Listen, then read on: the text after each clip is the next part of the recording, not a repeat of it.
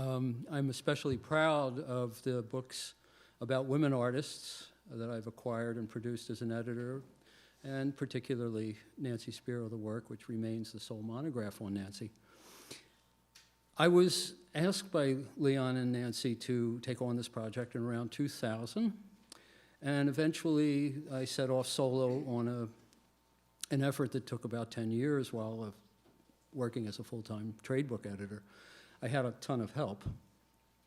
Anyway, so here you see at the bottom a detail of the title panels of Spero's monumental paper frieze, or roll as one may call it, Notes in Time on Women, Appraisals, Dance, and Active Histories, which she created between 1976 and 1979. The work has 24 panels and is 210 feet long, has stamped and collaged images and lettering, sometimes combined, as you see here. The text superimposed on Artemis begins, "The Artemis of classical Greece probably evolved from the concept of a primitive mother goddess," and the text ends, "Her lack of permanent connection to a male figure is the keystone to her independence." The collaged quotation at the right ends with, "For Artemis that healeth woman's pain," a passage spoken by a chorus of Greek maidens in Euripides' play Iphigenia in Tauros. So in these quotations is a distillation of what I take to be Spero's artistic thought. Engagement with mythic time, translating a historical figure into terms existentially relevant to the present, and a fundamental goal, to heal women's pain. The image and text offer a glimpse of what Spero meant by active histories, a phrase that sounds paradoxical. Besides shedding light on that, I want to ask, why is histories plural? A little bit of background. Nancy was born in Cleveland. On August 26, 1926, the family moved to Chicago when she was just a year old. Like her husband, the painter Leon Golub, she was raised in Chicago and its suburbs, and both of them attended the School of the Art Institute, where they met. Leon was about 4.5 years older, but she was ahead of him in art school because he came to the studio after serving in World War II. So prior to the war, he had done undergraduate and a bit of grad work in art history at the University of Chicago.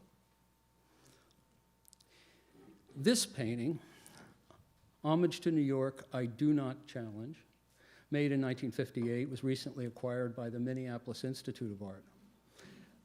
It's historically significant in part because it is, I think, Spero's earliest and arguably most overt statement about herself as an artist. And really, any major acquisition of Spero's work is notable because she still is not regarded institutionally in the US or in the market as a central figure in post-war art. When I learned about this acquisition, it occurred to me that the painting could be useful in this talk, Rosetta Stone, let's say, or a tombstone in this case. I was tempted to claim that it contains in nuke all the fundamental themes of Spero's work, but that would be grossly overstated. Still, it does make an efficient mnemonic device. Now, first of all, the headline, I Do Not Challenge, offers us the chance for a rapid overview of Spero's career. Now, there are 4 primary points in her career where Spero, I think, steps back and redefines her activity. I Do Not Challenge is a reminder that these points are all activated by negation. In the 50s, Spero and Golub's efforts were most closely related creatively, naturally, because they were living together and they didn't yet have careers out in the world. But they went about things then and later in often diametrically opposed ways. In his art of the 50s and 60s, Leon attempts to show the ravages of time inexorably grinding down man. It's a tragic, existential outlook that he expresses in paintings by literally scraping and grinding the surfaces. Nancy's approach in her early work also proceeded by negation, but with quite a different method. She veiled her figures in a gray darkness, the result of applying thin paint, then rubbing, and often losing the image, ruining the painting in the process as she rubbed it past recognition and it became a swampy mess. I mean, she talked about her frustration with painting at length in her later years. But when it worked, you get these uncanny visions with a symbolist flavor like a murky inferno. As with Gollop, she persistently aimed for an aged look in her work. But with Spero, it's as if you're looking back through the mists of time. Now, having spent a lot of time in Chicago thinking about artists originating there, I take these approaches in part as reflections of a fundamental anxiety about authority. Living in Chicago, the second city, as Spero would remind interviewers, and later as outsiders in relation to the dominant groups and movements of New York, they shouldered a burden of asserting their work's authority in the face of institutional, critical, and ultimately historical neglect. Aging signifies authority, as I try to tell myself. Spero continued to make black paintings, as they're called, during the period 1959 to 64, when she and her family lived in Paris. She wasn't unsuccessful. She had a couple of solo shows in Paris in those years. And Spero obviously considered the painting significant, but she found painting on canvas frustrating. And she talked about how unsatisfied she was with these paintings, which typically started out bright and graphic and then descended into darkness as she rubbed away. The paintings she made in Paris were mainly of two kinds in terms of content. Archetypal figures like this great mother on the left, which was seen at PS1 last year in Julie Alt's show, and a painting of lovers in the night like this painting called Lovers 3, or its more significant French title, Le Couple. In 1966, 2 years after Nancy and Leon had moved their family to New York, she abandoned oil painting and immersed herself in what became the War series, sometimes borrowing imagery from her Paris paintings, as in this example, which, of course, repeats the multi-breasted Great Mother. She may have made as many as 150 of these single-sheet works in the War series. She called them paintings sometimes, also broadsides.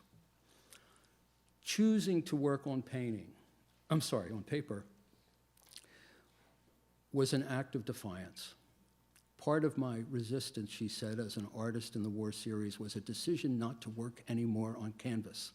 I shifted completely to work on paper. Big canvases carried the male look.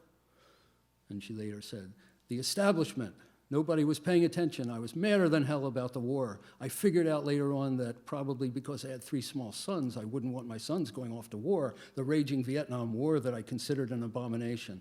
So the War series was like an exorcism. The paper would become her signature support.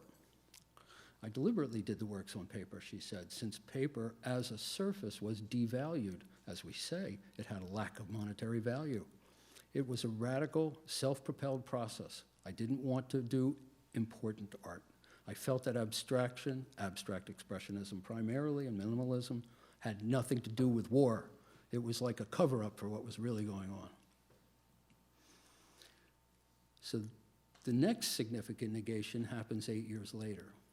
Spero's key contribution to critical thinking about art and art history hinges on her decision to use only figures of women in her art, a decision entirely in keeping with her via negativa approach. In 1974, with torture in Chile, she said, I decided to represent man, she put it in scare quotes, only through images of women. Woman as protagonist, as she called it, borrowing the Greek word for the principal actor in a drama, was Spero's term. We might think of it, first of all, as maybe a kind of thought experiment. Imagine woman as the assumed subject of art and the intelligence behind it. That is, imagine the default gender for artist as female. But the fundamental importance is to open the door to multiple narratives, active histories, plural. Spero may not have been the only person following this path. We, of course, think of Linda Nochlund's famous Art News article and the pioneering 1976 exhibition that Linda and Anne Sutherland Harris did of historical women.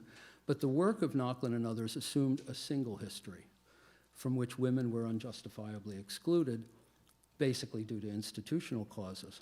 Spero was imagining something different, a completely other history, disconnected from men, an almost utopian idea. I think that when we look around us now at the fraught landscape of identity culture, I think we see one of the roots in the radical stance of women in the 1960s and 1970s, like Spero. Spero proposed a female art, a peinture féminine, she later called it, playing off Hélène Cixous's concept of an écriture féminine. It's the philosophical premise of her creative work.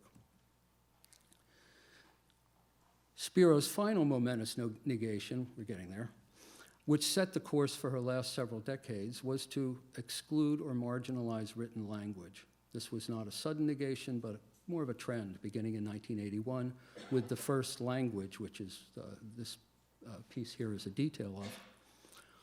She had come across the phrase, someone will pardon my French, peut-être la première langue, c'est la danse. Perhaps dance is the first language, and she compressed this to the first language. As with all her negations, there are gains and losses. The balancing act that she pulled off so spectacularly in her major 70s work, which I take to be her classic period, was in keeping both word and image in the air. It's an operatic art, grand, literary, and visual. The trilogy of ambitious frieze paintings that she did in the 70s, including this one, defines her classic period: Torture of Women, Notes in Time on Women, and The First Language, which debuted at AIR in 1981. Spero then began to leave behind the intensive engagement with found texts that had characterized her work since 1969, and the focus of her work now became the figure, understood as a kind of hieroglyph. Beginning in the mid-70s, as Spero's rheumatoid arthritis grew worse and worse, making it difficult for her to draw, she began having large stamps made as zinc plates from her own drawings or from images she found, which she then often altered. David Reynolds, who's in the audience tonight, was a photographer who often worked with her to shoot these things and then produce the images that she would modify. She would just specify whether she wanted to be halftone or emphasis on line and so on.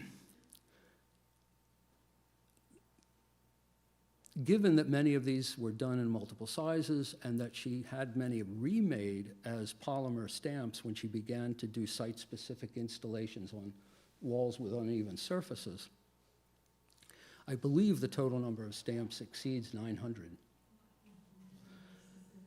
In the example above, this example, from about 1981, we would be seeing figures stamped using a zinc plate with a collaged cutout, probably an actual drawing.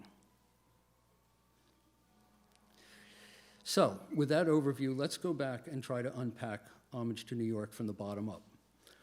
A 32-year-old artist is living in Indiana, basically as a faculty wife with 2 young boys and her husband Golub, then teaching at Indiana University at Bloomington. Why is she paying homage to New York? What does that column of lettering down the center signify? What exactly is that unpleasant-looking object on which the letters are inscribed? Why is Nancy represented as 2 busts wearing funny-looking headgear? And finally, what do we make of the negative assertion at the top, "I do not challenge"?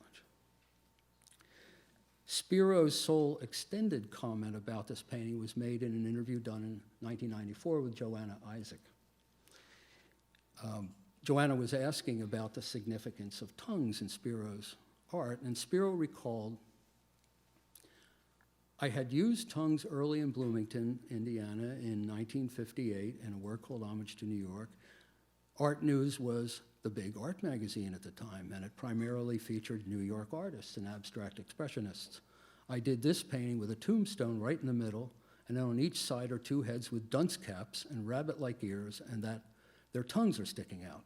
And on this phallic-like tombstone in the middle of their tongues are the initials of all the artists who were prevalent then.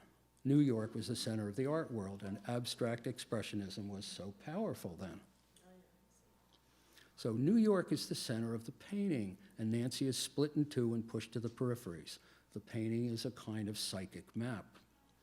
Spiro's statement has been taken rather literally by those who have written about the picture, but we have to keep in mind that those comments she made were strained through more than 3 decades of feminist activism and a narrative that cast Spero and Golub as challengers to the New York status quo. The reality is a little more ambiguous. In its May 13, 1957 issue, Life magazine published 2 spectacular spreads on the up-and-coming women artists of New York. Here we see a bewitching Helen Frankenthaler, who the following year would marry Robert Motherwell. His and her initials appear at the top of Spiro's tombstone. To the right is a confident Grace Hardigan with a painting whose semi-abstract style, according to Life, captures the garish jumble and excitement of the Market District of New York's Lower East Side, where she lives. The artists were given the royal treatment.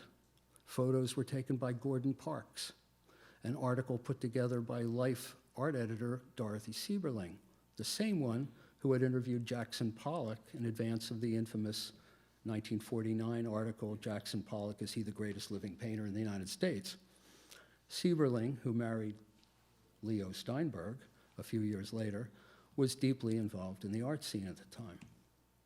On the second spread, we see a contemplative Nell Blaine, Joan Mitchell as a tough young beatnik. Mitchell tried to get her picture pulled from the article and was ignored.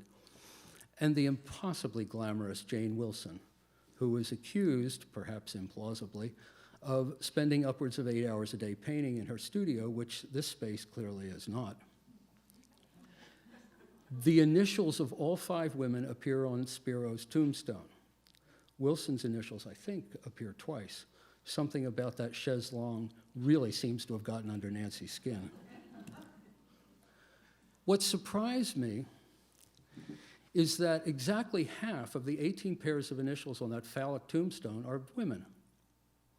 3 appear in the short overflow column on the left, Lee Krasner, Grace Hardigan, and I suppose Jane Freilicher. It's as if Spero had gotten to the bottom of the main column and realized she had not given the women equal treatment. Of course, a number of these artists are not abexers, and ones you would expect to find, Willem de Kooning, Franz Klein, they're not there. I don't think it's wrong to understand the tombstone as representing a male-defined canon, but it's striking that Spero seems to want women to be fairly represented, anticipating her constant agitation in the 70s and 80s for museums to give women equal representation. In any case, I interpret this to mean that Spero wanted to be part of the show. She is both ambitious and ambivalent. A fundamental paradox of her career is here given its first expression. How does she speak from a position outside a dominant male-defined history, and yet, as a woman, become recognized as a part of that history? Now, oh, sorry, I missed something here. So, returning to the title, yeah. Homage to New York. Today, the painting's title most readily recalls Jean Tinguely's Homage to New York, a performance by a self-destructing machine sculpture that was staged in the garden of the Museum of Modern Art in March 1960.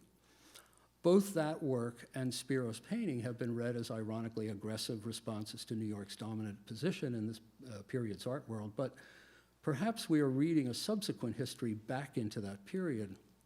To Golub in 1958, New York must have seemed enticing. His Chicago art historian friend Peter Sells had just become the curator of painting and sculpture at MoMA in 1958, top of the heap. It was Sells who organized the Tinguely homage. Sells was planning a major statement in his first MoMA exhibition, New Images of Man, which opened in fall of '59, and Golub was prominently featured in the show, including the abraded painting I showed you earlier, Reclining Youth. Sells's show emphasized what he thought of as an existential figuration. He posited, quote, a new image of man, often shattered or distorted, reflecting the anxieties of our century. European art luminaries like Dubuffet and Francis Bacon were paired with regional American artists, Chicago, West Coast, who were not players on New York's home team. The reviews were almost uniformly savage. Especially brutal was a widely read review by William Rubin, no doubt already gunning for Sells's job, which he in fact did snag in 1968. Now, Bill singled out Golub's painting as, I'm quoting, inflated, archaizing, phonily expressive, badly painted. Take that.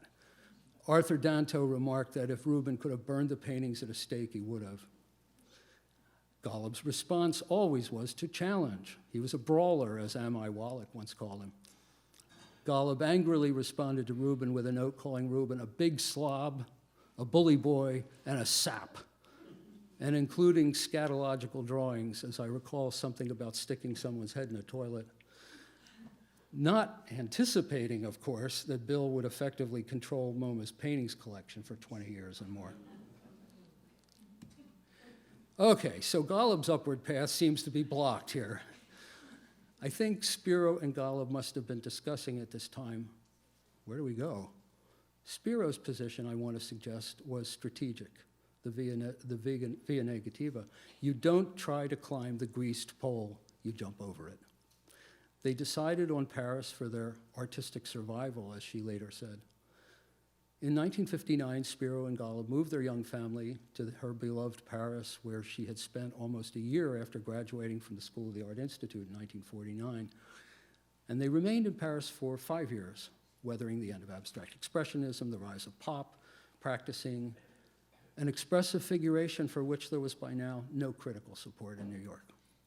The Paris Spero found was very different from the one she had encountered a decade earlier, country mired in a violent colonial war in Algeria, Jean-Paul Sartre and Simone de Beauvoir, who Golub and Spero had seen as models, who had dominated the intellectual scene a decade earlier, had now ossified into left-wing icons. Paris had definitively been displaced by New York as the center of international art. This disappointing situation did nothing to improve Spero's mood. Her response is seen in a series of drawings around 1960, inscribed with prominent expletives, which have come to be called the fuck you drawings. Quote, I was totally frustrated with my work and my career, she recalled. Spero was at a crossroads. She curses, but she does not challenge. An important distinction, she chooses, for better or worse, a negative path. Okay, we'll leave them suspended in Paris for a moment and rewind to understand what was distinctive about Spero's uses of history and her conception of time and how those differed from Leon's. Now, I want to argue that Leon is key here because in Spero's formative first decade and a half, Leon was her primary aesthetic interlocutor. I don't say influence because as much as she may have benefited from his art historical interests and examples, her fundamental artistic personality is in many, many ways the opposite of his. This is the point, I think, to observe that their contentious dance is one of the great artistic marriages of the last century, not because they collaborated on works of art, which was rare, but because of the extraordinary dialogue between them and between their respective bodies of work. Both Nancy and Leon made extensive use of contemporary imagery, but both artists had as a foundation a deep engagement with ancient and medieval art, and both may justifiably be called history painters. Now, Leon's Guernica story has been told many times. Try to tell it quickly. In a 1994 interview, he recalled seeing the painting as a teenager in Chicago when it toured the US to raise money to benefit the Republican side during the Spanish Civil War. He recalled, in his typically punchy style, I need a drink for this. Guernica was shown at the Chicago, I sound like Bernie Sanders, Chicago Arts Club in, I believe, 1937. I was 15. It was a shocker, colossal. Like Demoiselle d'Avignon, a revolutionary act. Guernica was painted by Picasso in 1937, actually, and Leon actually saw it in the fall of 1939 at the Arts Club when he was 17. But his recollection just further demonstrates the outsized impact that this revolutionary painting had on him. A history painting at the center of classic modernism. This was his lodestar. Nancy had a similarly transformative experience, a little less well known, when she was a student at the School of the Art Institute from 1945 to 49. She met Leon there in 47. In the spring of 1948, as a thank you to the US for helping to liberate France during World War II, 24 panels of the Apocalypse of Anjou were sent to Chicago for exhibition at the Art Institute. This extraordinary work is the most important surviving example of French tapestry production in the 14th century, commissioned around 1375 by Louis Premier, Duke of Anjou, to decorate the walls of his castle. It illustrates the apocalyptic visions of St. John on the island of Patmos, recorded in the last book of the New Testament. It was the largest wall hanging ever produced in Europe, 6 meters high and 140 meters long. The surviving work, still over 100 meters, consists of panels that show one or two scenes. The scene here, the creature with 7 heads behind the 7-headed dragon, is called the Beast of the Sea. And opposite the Beast of the Sea and the dragon, there are the benighted followers of Antichrist, kind of the US Senate of their day. Notice that here and in many other panels, there is a witness, St. John, in the announcer's booth at the left, taking down the details. In Spiro's mature works, she often functions as a witness to the sufferings of others. Lucy Lepard, writing about Spiro's torture of women, would call Spero secretary to the apocalypse. So what is the significance for Spiro's future work? Its format, mural scale, portable, a narrative extending over multiple panels, designed for a specific architectural setting. Portable, narrative, architectural. Spiro's characteristic temporal frame in her work is mythic time. Myths are narratives and address ultimate issues. The German phrase is letzte Fragen, final questions. Isn't that wonderful? Typical subjects of myth are beginnings and endings, origin stories, and the end of days, the apocalypse in Christian mythology, the conclusion of time, final destruction of the world as described in the book of Revelation. Spero was fascinated by notions of fate, destiny, the netherworld, and ultimately the apocalypse. Beginning at least by the late 50s, Spero and Golub also were looking at medieval Spanish apocalypses. Leon, the defrocked art historian, had noticed that a key figure in his beloved Guernica had been borrowed by Picasso for the dead soldier at the lower left of Guernica. You can imagine that.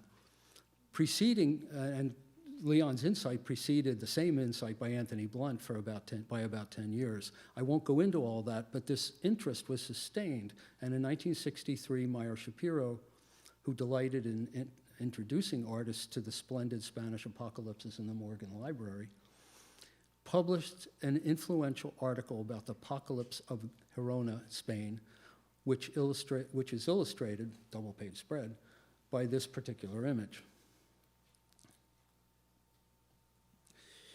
Spero zeroed in on the victims. She said, "I've done scenes of the bomb at the horizon of the earth with the suggestion of dead, drowned people strewn about. I had in mind the apocalyptic manuscripts of 10th century Spain." These victims would become key imagery for her war series paintings and continue to populate her work through the end of her career. So, Spiro's temporal subject is larger than end times. It is fate, destiny, and most of all, the future. Where certain artists may be obsessed with time and memory, with the past, Louise Bourgeois comes to mind, Spero is oriented to the future, where an artist like Louise is a kind of centripetal artist spiraling back in time toward painful memory. Spero is a centrifugal artist, always cycling around the bend toward the future. That's the way I think of it. Now, recall that object in the center of Nancy's painting, which she called a tombstone, and Spiro's fascination with notions of the underworld and so on. It's not surprising that she was drawn to the tarot. At the center here is a painting done in the same year as Homage to New York. It's based on the world, the final card of the 22 major arcana in the tarot. Now, the tarot contains, in a nutshell, many of the key aspects of Spiro's art. It's divinatory, looking to the future and seeking to trace the hand of fate. Its allegorical illustrations derived from the late medieval period, but it lays claim to ancient esoteric Egyptian tradition. Its images are easy to read, but resist easy interpretation. And very significantly, they must be read in sequences, which are infinitely variable. That's why it's a divinatory tool. Okay, so I think you could hardly come up with a better description of Nancy's mature work. And in fact, the set of figures printed with letterpress plates that I mentioned earlier, that Spero made beginning in the mid-70s, could actually be viewed as a vast tarot deck of major and minor arcana, stars and supporting players in her stock company, which she deployed in endless readings, in portable works, and in large-scale installations that pointed to a future in which women would realize their true selves. Think of Nancy as a gypsy, I guess. So this is one of that brief series of paintings based on tarot themes. Now, the tarot card, The World, typically shows a youthful female figure, nude, in midair or lightly touching the ground, as in this example of the Marseille Tarot. The figure is usually surrounded by an oval or almond-shaped wreath as a sign of tribute or honor. Spiro's version has turned that figure into a tombstone, or at least the position of it, a tombstone for a mother who is shown beneath the grave. There is a kind of oval reflection of the upper half of the image in the lower half, suggesting the wreath all around, but actually, I think, signifying the cyclical nature of what we're seeing. The buried figure is presented with the arm diagonally across her chest in the position of a Byzantine Madonna. This is called a hodicatria, one who points. She's pointing to the Christ child. In this case, the children are mourning the mother. The large one to the right appears to be female. Now, Spero had just 2 sons at this time, so I would suggest we are seeing Spero's imagining of the carefree young woman of the tarot card here mourning the mother she will replace in an endless cycle. So my thought is that Spero's conception of time is fundamentally circular and mythic. Time is thought of as being eternally present. The origins of this in her intellectual life seem to have been Jungian, from various sources perhaps, but certainly she was familiar with Erich Neumann's influential 1955 study, The Great Mother, which is echoed in the title of the Great Mother birth painting we saw a few slides back. Later, she would borrow Gertrude Stein's concept of continuous present, coined by Stein to describe her technique of flattening out temporal distinctions to create an impression that an action is happening in a perpetual now. Spero compacts those phrases into her phrase, continual presence. I know seems like parsing things, which is a visual version, I think, of Jung's and Stein's temporal concept. It is the foundation of Spero's classic 1970s work, The Temporal Foundation, asserting women's unceasing physical presence in history. So the passage inscribed beside the painting appears in, I don't know if you can tell, in the lower right corner, and I tried to blow it up a little bit, I don't know very successfully. It's one of the earliest examples of Spero combining painting and text. It's from a 3rd millennium BC Sumerian poem, Inanna's Descent to the Netherworld, as translated by the Assyriologist Samuel Noah Kramer. The story of Inanna is the earliest of the so-called descent stories, in which a heroic figure descends into the underworld, often on a quest, and then returns to the upper world. This is understood, of course, as an allegory of resurrection. The story of Persephone is another familiar example in which the process becomes cyclical, as with the seasons. Now, I won't narrate the whole story. What's critical for Spero is that Inanna travels to the underworld to meet her sister, Ereshkigal, goddess of darkness and gloom and death. Inanna is stripped of her queenly robes and jewels, turned into a corpse by the look of death fixed upon her by the 7 Anunnaki, who are the judges of the underworld, and she's hung from a stake. She is eventually rescued, you'll be glad to know. But Spero would use this passage again in panel 13 of Torture of Women. The story of the 7 judges echoes repeatedly in Spero's work, directly in her preoccupation with the Egyptian Book of the Dead, where the dead arriving in the underworld must satisfy the 42 judges before the heart of the deceased can be weighed against a feather of truth, which gave a title to a show that Susan Harris did of Nancy's work. This is the Egyptian version of standing before St. Peter at the pearly gates. Being judged, the anger and anxiety of facing the gatekeepers who will decide whether you have deserved a place in history is a central anxiety throughout Spero's early work, certainly up through the Codex Artaud, where Artaud's railing against being judged is the most strident. And I think we see it very early on in that painting, and in the painting we saw previously, and in Homage to New York. Okay. So Spiros' description of the work 35 years after it was made points us in the right direction, but it doesn't exhaust the meanings of the work. So, for example, the figures of Nancy and Spero are not wearing dunce caps, which are conical. They're wearing fool's caps, which traditionally have donkey's ears. It's not necessarily inaccurate to interpret them as rabbit's ears, if by that you mean to convey timidity or foolishness, but we have to wonder, how does wearing a fool's cap sort with the notion of challenge? The figures are presented as though we were busts in a museum of antiquities with Nancy and Spero as identifying engraving, like the Greek Sappho seen on the base of the Herm-like portrait bust to the right. Most important, however, is the tongue. The tongue seen in the 1958 paintings is that of a Gorgon. Now, 2 of the 3 sister Gorgons were immortal, but one was not, Medusa, who had venomous snakes for hair, and Medusa was, of course, famously able to turn to stone, or tombstones, anyone who looked directly at her. Tongues are a key image in Spero's work, and the winged Gorgon, Medusa, would eventually become a stamped figure in Spero's stock company of stamped figures. At the left is an example, pretty random, from 1995, which would have been stamped using, I guess, either a Greek or either a zinc or a polymer stamp, plate, rather. The running figure also would have been stamped and then cut out and collaged.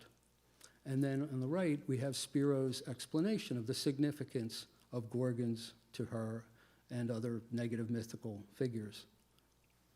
And that's from Notes in Time.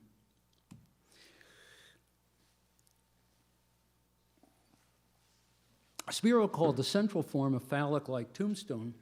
Already it has 2 meanings. We'll get to the phallus part, but I believe that Spero had in mind a special sort of tombstone, a stela, a ubiquitous object in the ancient world, typically engraved with images and text. Grave stelae are common, but stelae also may be memorials, dedications, physical representations of history. In other words, historical, yeah. So a local example just came to mind. It's opposite the house of one of my neighbors here, is in Carroll Park, the Carroll Park War Memorial, a couple of blocks from my house, which was dedicated in 1921 to Brooklyn soldiers and sailors who died in World War I. The monument is an 18-foot pink granite stela in Greek style, terminating in acroterion, and it really has these really impressive front and back bronze bas-reliefs of a soldier and a sailor by a Brooklyn-born sculptor named Eugene Morahan. Now, given Nancy and Leon's avid engagement with Near Eastern and Hellenistic art, a prototype like the rather phallic white limestone bas-relief in the Louvre, in the middle there, would be the sort of thing one might have in mind. It almost literally embodies male authority. The large figure in it represents the god Baal, and a much smaller figure below Baal's left arm, I don't know if you can see it, is thought to depict the king of Ugarit.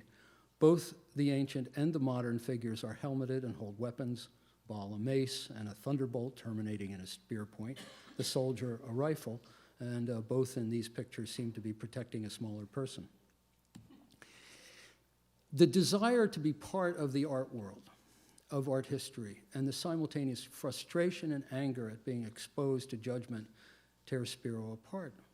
To get a proper grip on her painting, I think we have to disengage Spero's determined feminist activism from her fierce ambition as an artist.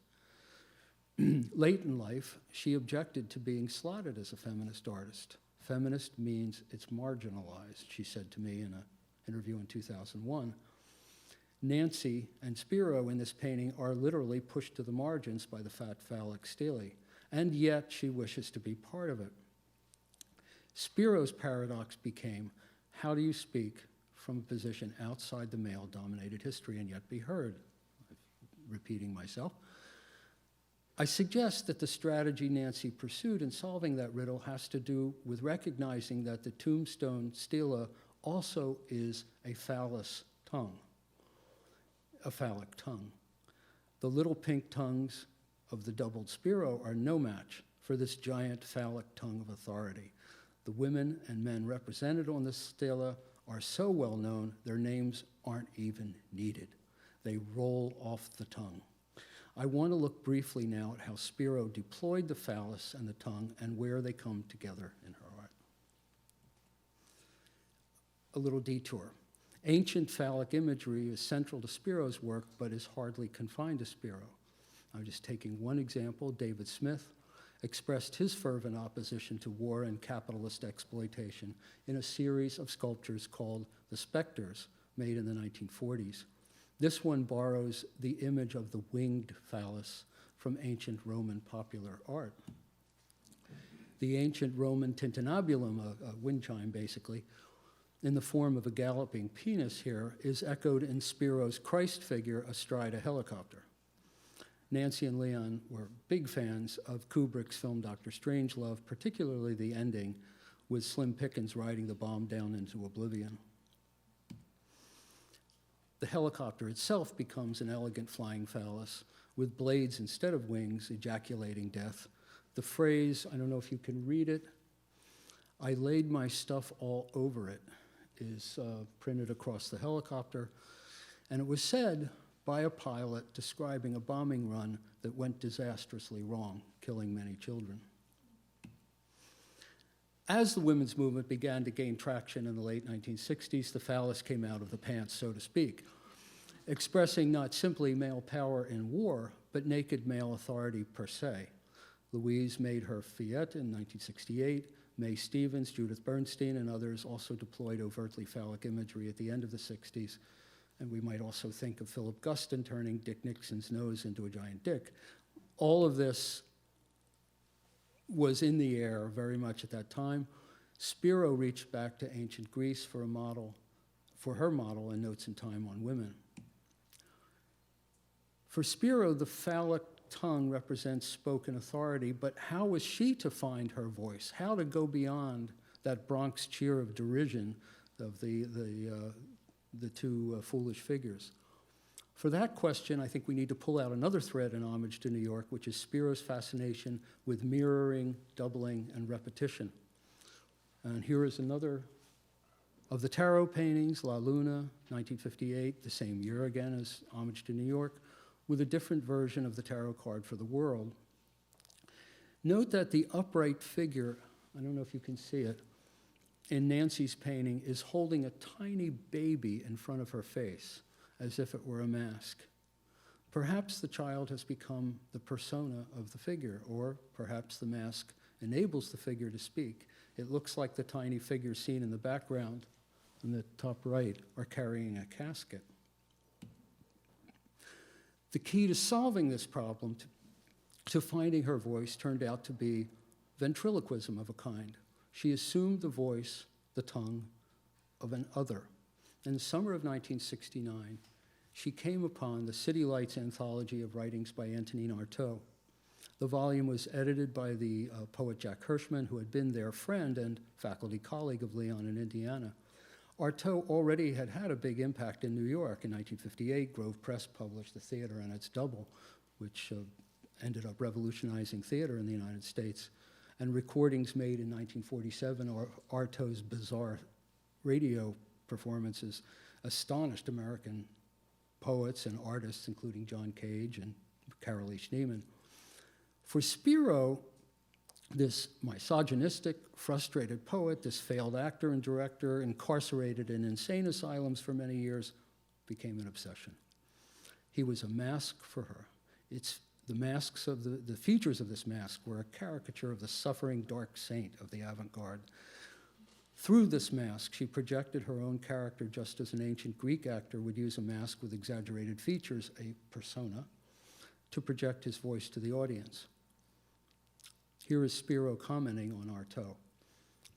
I think that the War series and Codex Artaud are the angriest works, she said in 1986. Angry at external situations, palpable situations, angry at my situation as an artist, frustrated in that I had no voice.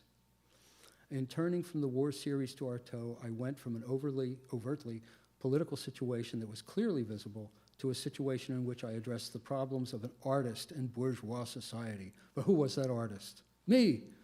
That's why all these tongues in French, tongue is langue, tongue and language. I was sticking my tongue out and trying to find a voice after feeling silenced for so many years. And I used Artaud as a means to externalize my voice as an artist. And maybe at that time I had to have that masculine voice, the most extreme example of alienation. Spero quickly outgrew the City Lights book, and beginning in 1970, she incorporated quotations taken directly from volumes of the Artaud Œuvre Complète, which Gallimard had begun to bring out in 1965. And eventually, there'd be 26 volumes of those, and Spero went through all the ones, I'm quite sure, that were published up to the time she worked on this, which I think is 13 or 14. An Artaud painting with English text from 1969 is seen here on the left, beside a 1971 quoting Artaud directly in French, and he says, "Before committing suicide, I insist that I am given some assurance of being." The Artaud paintings, of which there were about 90, made in 69 and 70, were followed by the Codex Artaud, a series of scroll-like works. Now, in the Codex Artaud, phallic authority is displaced to the tongue. Isolated images are combined with texts by Artaud, printed using what is called a bulletin typewriter. That's what you're seeing here. That basically is a typewriter with an oversized font for making notices large enough to be read from a few feet away, like on a bulletin board. The phallic tongue theme is expressed most directly in Codex 17, the detail seen here, where a head thrusts a thick phallic tongue directly into a text, more or less fucking a text, which reads in translation, "the obscene phallic weight of a tongue that prays." You may also notice the odd combination of invented hieroglyphs at the above left, above the figure on the left who's sticking out her tongue. There is actually an actual Egyptian glyph there, the scarab, combined with the ones invented by Spero. And at the top here, you see Codex Artaud 6 entirely with details below. Beside the lower left detail are English translations of the brief texts quoted in French by Spero. Sorry, I'm losing my...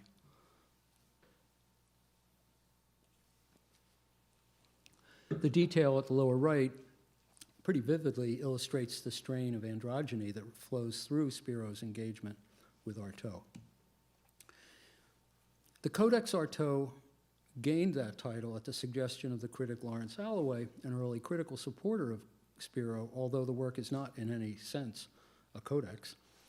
The form of the work, however, was a breakthrough for Spero, a rejection of conventional formats for painting and works on paper. Her awareness of the historical implications of paper as a medium and of historical hierarchies of format, painting, drawing, and so on, informed her decision to embrace a narrative, roll, or frieze-like format that would encourage the viewer to engage peripheral vision and to read the work closely. Now, she had in mind a specific historical model, as she explained. When I started pasting the paper together for the Codex, she said, I was looking at Egyptian hieroglyphics, their methods of composition on walls and papyrus, to give me some ideas. And along the way, I collected many images and references. I wanted to develop my work spatially, and I particularly liked the ephemeral and fragile qualities of certain varieties of paper. So I decided that in order to achieve the scale that I wanted, I would simply glue the sheets of paper together end to end. That this was a process of trial and error is suggested by the variety of formats and orientations seen in the Codex Artaud. Almost half the panels are vertical, while for her subsequent major works are consistently either vertical or horizontal. Codex 21 has a rare male image. She borrowed Benvenuto Cellini's famous bronze Perseus, completed in 1554 in Florence. In the lower half of Codex 21, she stripped the figure of his prize, the head of Medusa, a Gorgon, and of his arm that holds the severed head high, and even of his fancy helmet, creating a figure that looks pensive and defeated. With the completion of the Artaud works in 1972, Spero went in a new direction. She'd had enough of Artaud. I thought, there's real pain, real torture going on, never mind Artaud. His pain was the expression of an internal state, she thought. She decided, quote, to disengage myself from Artaud and to externalize this anger. I wanted to investigate the more palpable realities of torture and pain. The change had to do with my activities within the women's movement and more immediate concerns in my own life. Thinking about pain, one of her more immediate concerns was her worsening arthritis, which made it increasingly difficult to use her hands. At this time, Spero and her family were living in an apartment on West 71st Street near Broadway, close by what was then called Needle Park, Sherman Square, for the many drug addicts who would shoot up there, and the neighborhood was pretty seedy and dangerous. One day, a junkie followed Leon Golub and their son Paul into the entryway of the apartment and tied them up. Leon was stabbed.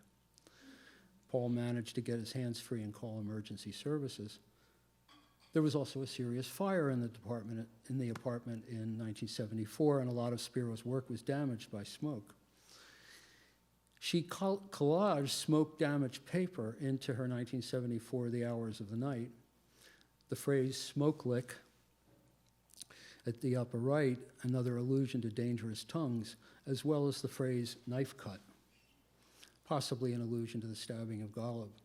This is a rather unusual example of Nancy's personal history being directly reflected in her work.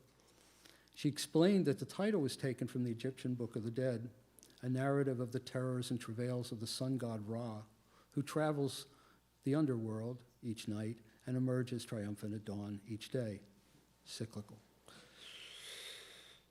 This continual battle, she said, affirms the future. Engaging in the women's movement, as Nancy mentioned, meant taking a big step toward establishing a public presence. She had struggled in obscurity for decades despite Golub's constant support, but she thrived as an artist when she became part of a community, beginning around 1970 as the women's movement in art gained traction. In 1971 and 2, Spero helped found AIR Gallery, the pioneering women's cooperative in Soho, which became a model for similar efforts across the country, and it also became a crucial launching pad for Spero and others over the next dozen years. In '76, Spero and Golub moved to a loft on LaGuardia Place, a block and a half below Washington Square Park, where they lived for the rest of their lives. The layout of the space was revealing, as the many people here who went there will remember. The studios, their respective studios, were divided just about equally down the middle of the space, front to back, Nancy's studio on the north side of the loft and Leon's on the south, a modest office at the street end of the loft, and a bare-bones kitchen at the other end with a table that heard many, many hours of stimulating conversation, and 2 side-by-side monk-like cells lined with books where the 2 of them slept. In 1974, as we have already learned, Spero determined to see what it means to view the world through the depiction of women as protagonist in Torture in Chile. In 1976, she created a much more ambitious wall frieze, Torture of Women. It brought together ancient violence and contemporary outrages. At the top here, we see a retelling of a Babylonian creation myth in which the sun god Marduk does violence to Tiamat, mother of all things. Witnessing all of this is this strange little creature that I've tried to blow up on the right, which appears to be derived from an ancient goddess figurine, and Spero has transformed into a penis with testicles for eyes and a crotch turned into a mouth. Now, given the remodeling, the source is not easy to exactly identify, but there are many examples of related Neolithic and ancient Near Eastern terracotta female figures. In Torture of Women, Spero's focus becomes the victims, collectively and individually.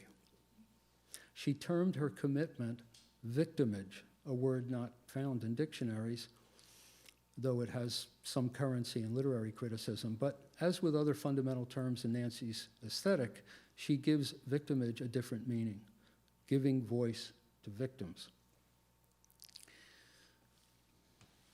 Spero and Golub were subscribing to regular reports from Amnesty International and other sources. I'm not going to discuss this very important episode of Nancy's work, which demands its own lecture, but I will refer you to a fine discussion of it in Nancy Princenthal's Unspeakable Acts, Women, Art, and Sexual Violence in the 70s, which was just published in October. And Art in America posted a nice excerpt from the book about Nancy online. So, good place to look. A point I would like to make is that these were hidden outrages. Both Spero and Golub were drawn to what Golub often described as the peripheries of power, where governments do their dirty work, whether it's carried out in the African bush by mercenaries or in dungeons of Chile's or our secret police. Seen here are 2 of the 14 panels of Torture of Women, and they begin with the phrase explicit explanation, as if that were a title page. And indeed, the piece functions as a modern version of a medieval illuminated apocalypse. Spero remarked, explicit explanatio was at the bottom of every apocalypse I was looking at, saying sinners went to hell and believers went to heaven. They would tell a story and they would say, and that is actually hell. This is an explicit explanation, or it might be explicit historia. So I used in Torture of Women my big piece with reports of torture. Spero's point, of course, was that this, our world, contains hell. Torture of Women is, like Notes in Time, an expansive roll composed of paper panels of a uniform dimension. The entire piece is 125 feet long. Spero had originally intended Notes in Time to be an extension of Torture of Women, hence the Roman numerals 2 that you may have noticed in the title of Notes in Time. When it was shown, Torture of Women, at AIR Gallery in 1976, Lucy Lepard provided basically a set of random texts to Spero for a printed handout, which Spero then put together. I just couldn't help showing this as an example of Spero's inimitable graphic design. At the bottom of the first page on the left is where Lucy called Spero secretary to the apocalypse. Lepard, with her usual penetrating directness, captures the essence of Spero. Spero sucking imagery from the Middle Ages, from Tibet, from Egypt, from the tabloids, from the body counts, domestic and foreign. Boom. Long scrolls like an attenuated image of the artist in a paper mirror. Boom. One of the most fascinating things to me about Spero as an artist is the persistence of her formal and creative strategies, even as their orientation toward her subjects and her audience evolves. At the center of Notes in Time is another doubled voice, a little more subtly handled than Artaud. The via negativa kicks in again. There is an absent presence in Notes in Time, and that absent figure is the ancient Helen. Not the despised Helen of Troy who launched 1,000 ships, an alternative Helen, Helen in Egypt, inspired by the book-length poem of that title by Hilda Doolittle, whose pen name was her initials, H.D. Spero assumes H.D.'s voice, always, as with Artaud, dutifully crediting quotations to the source, as you see here. H.D.'s account, I don't want to get too deep here, is based on an ancient poem, now known only in fragments. Being as brief as I can, Helen in Egypt is H.D.'s reimagining of a poem of Stesichorus, who lived in the 7th and 6th centuries. His lost poem, called the Palinode, has come to mean a poem that recants an earlier poem. It's a negative poem. According to the legend, Stesichorus had composed a poem critical of Helen, Helena, Helen, hated of all Greece, that was the way H.D. puts it. The poet was immediately blinded. He then wrote the Palinode, restoring Helen's reputation by proposing that the real Helen had remained in Egypt while an illusion of her continued on to Troy. The Trojan War was fought for an illusion. The poet's sight miraculously was restored. The story of Helen of Egypt, Helen in Egypt, and the Phantom Helen is a great example of woman as double in the Greek tradition. It's told in various ways by Herodotus, who is said to have traveled to Egypt to look it up, and Euripides in his play Helen. They agree that the actual Helen never reached Troy, that she was represented there by this phantasmic double. For H.D., whose early life was basically shattered by World War I, this was a response to war and to male-centered epic poetry. From an art historical standpoint, the work can be regarded as a kind of fable. If you can grasp that there are multiple narratives, active histories, plural, you will no longer be blind. Once you grasp the alternative narrative, your art critical sight is restored. So let me just move on a little bit here. So, there's one thing I just want to say.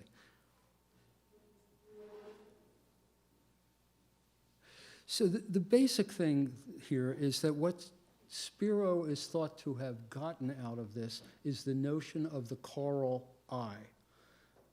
Okay? The choral eye is, let me back up a little bit. Here's the choral eye at the very beginning of Notes in Time. Imagine these panels as a continuous, unbroken expanse. The work contains accounts of brutal treatment of women, just as torture of women had done, but here there's a new feeling of joyousness and abandon. And in that specific poem that begins, "No, I will not challenge," Spero finds the lines that will lead off her chorus in Notes in Time. "I will count the tread of my feet as a dancer counts, faster or slower, but never changing the beat, the rhythm." What Spero may have homed in on in H.D.'s final work was this use of a choral eye. And just to, what's most interesting about it is that the choral eye is at once one and many, a single identity with a single complex of emotion and thought, and at the same time, a multiple entity projecting a kind of experience by consensus. So this one in many is, in my mind, precisely the paradox that Spero's best work expresses. Nevertheless, Spero never lost her derisive edge, taking sure aim at the misogynists, and here is a nice shove-it aimed at Jacques Derrida. So I want to conclude by just a few remarks, not doing too bad, about the institutional presence of Spero. Here is Notes in Time as it was seen last year at MoMA PS1 with torture of women. I'm sorry, Notes in Time. Oh, as with Torture of Women, they're approximately 9 feet long, these sections, assembled from 4 pasted together sheets. You could see the work, but figuring out the relationships of the upper and lower registers was basically impossible. Now, that's not at all a criticism of the curator or of MoMA, just an acknowledgement of the limitations of conventional presentation. Further, the panels have been encased in frames and plexi, and a flowing stream here is represented by a case of bottled water, basically. This is my impression of how it should be thought about as an installation. Just as the Hours of the Night has 12 panels, Notes in Time comprises 24 panels, completing the hours of the day. Again, Spiro's conception of time is not linear, but circular. So here is an illustration from my book showing Notes in Time imagined in a clock-like presentation. Unlike a clock, it doesn't proceed in one direction. The gray arrows indicate the direction of the figure's movement across consecutive panels, mostly clockwise in the lower half, mostly counterclockwise in the upper. Spiro's general tendency in her mature work is a movement from right to left, but in this work she signals to the reader that she may move in either direction. The work begins with a dance frieze at the lower left, part of which we saw a couple of slides ago, a celebration of women's bodies. The upper half of the diagram presents obstacles encountered by women as they attempt to rise up, struggles in the political and social areas on the left, and negative stereotypes of women in myth and history in the upper right. The lower right quadrant has to do with sexuality and private experience, culminating in procreation and, at midnight, divorce. The circle begins again with a defiant statement, the Aztec prayer about childbirth as our mortality, our battle, we who are women. So I just want to say that this is only one example of how Spero created artworks that basically defy presentation. To see this work in a way that captures its essence, you would need a rotunda with a diameter of 65 feet. With the support of Triple Canopy magazine, I was able to realize online something like this with a feature that allowed the viewer to use a mouse or a trackpad to rotate it. The page is still there, but the functionality seems to have been compromised, one of the many problems of publishing online. But if you go there, you can get a taste of it. And I think I'm going to stop here with this example of circularity and just leave you with a nice picture of Nancy's subway installation at 66th Street in Lincoln Center. And these are views cobbled together from multiple photographs so that you can see the expanse of the thing without all those posts in the middle. Thanks a lot.